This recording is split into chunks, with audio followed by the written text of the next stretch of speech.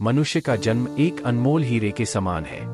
यदि हम अपने जीवन के मूल्य को समझने में असफल रहते हैं तो हम इस संसार में भटक सकते हैं।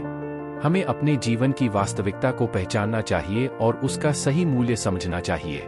जो लोग अपने जीवन की कीमत को समझते हैं वे अपने लक्ष्यों की ओर बढ़ते हैं और सफल होते हैं। इसलिए हमें हर दिन अपने जीवन को एक अवसर के रूप में देखना चाहिए और इसे पूरी लगन और मेहनत से जीना चाहिए।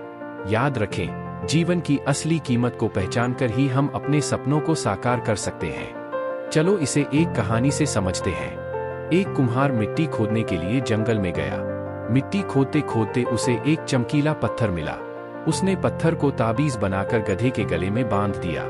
तभी उसके सामने से एक जौहरी निकला और उसने देखा कि यह तो बेशकीमती हीरा है। उसने कुम्हार को बेवकूफ बनाकर पत्थर हथियाने की सोची और जौहरी ने कहा, यह पत्थर बेचोगे? तब कुम्हार बोला, 100 रुपए में दूंगा। इसके बाद जौहरी ने कहा, मुझे यह 50 रुपए में दे दो। जौहरी की बात सुनकर कुम्हार ने मना कर दिया तो जौहरी आगे चला गया।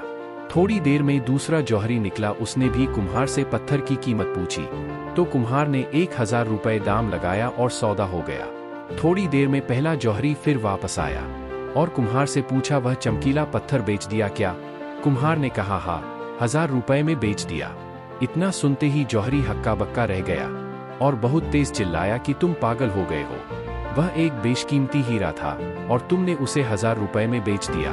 तब कुम्हार बोला, पागल मैं नहीं तुम हो। मैं तो उस पत्थर का मूल्य भी नहीं जानता था। मेरे लिए वो केवल एक चमकीला पत्थर था, तो उसे मैंने 1000 रुपए में बेच दिया। तुम्हें तो उसकी कीमत पता थी, फिर भी करोड़ों रुपए के हीरे को 50 रुपए के लालच में छोड़ दिया।